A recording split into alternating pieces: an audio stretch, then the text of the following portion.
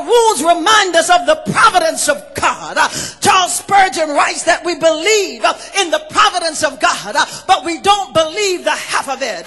In spite of what we think or feel or the events that surround us in human history, God's hand is still on our lives. We may be wounded, but we are still in the hand of God. We may be weary, but we are still in the hands of God. We may be waiting or worn out, but we're still in the hands of God. We may have old wounds or new ones, open ones, closed ones, healed ones, or those who are on the way. God's hand is still on our lives. Our help is in the name of the Lord, the maker of heaven and earth. And this is the one of the fundamental truths of this moment, that God secures our lives and our future. God is for us.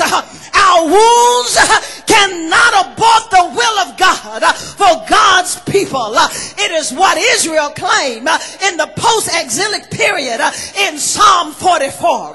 It is what empowered Jesus to bear the cross as a suffering servant, and the abandonment expressed in Psalm 22.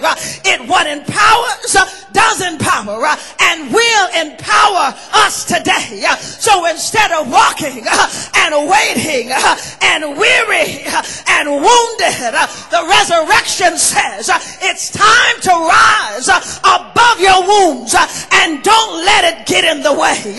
Remember what the Apostle Paul said in the midst of his own suffering: if God be for us, who can be against us? Yes, we proclaim it today. He is risen. He is risen indeed. It's another way of thinking about your wounds, that the wounds won't get in the way. Somebody ought to thank God that the wounds won't get in the way. When you think about it, then you thank God about it. That wounds won't block your blessing. The wounds won't usurp God's promise. That no matter what happens and what others try to do to you, nothing can separate you from the love of God. So don't let your wounds get in the way of your future. Don't let your wounds get in the way of you going back to school. Don't let your wounds get in the way of you getting out of prison and staying out this time. Don't let your wounds get in the way of a new relationship. Don't let the wounds get in the way of the promises of God. So let me go back to where I began. If you think about the goodness of Jesus and all he's done for me, your soul will shout hallelujah. I thank God for saving me. When I think what they used to kill me, God used it to keep me, then I thank him. When I think about his mercy, I thank him. When I think about his love, I thank him.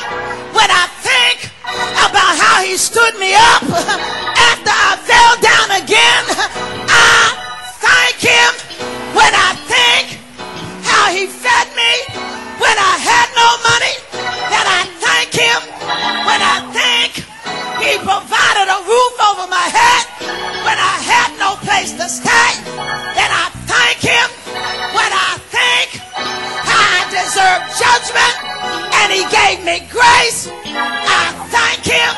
When I think about his favor that I didn't earn and I don't deserve, I thank him that in spite of my wounds, I'm still here. In spite of my wounding, I'm still here. And if Jesus got up from his wounds, so shall we. Hallelujah. Hallelujah. Woo! Yes. Yes. Yes.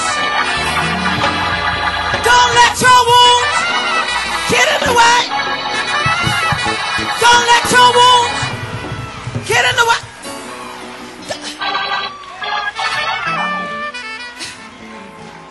your neighbor. Go on, tell him. You ain't talking, baby. Tell him means you open your mouth and you say something to them.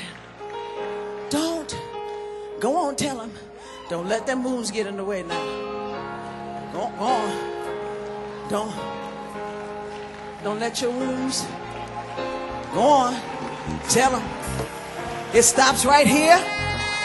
It stops at Resurrection Sunday. Jesus got up and we getting up out of here too. Don't let the wounds get in the way. And don't let your wounds get in the way of you saying yes to Jesus Christ today. Come on, my brother. Come on, my sister. And say yes.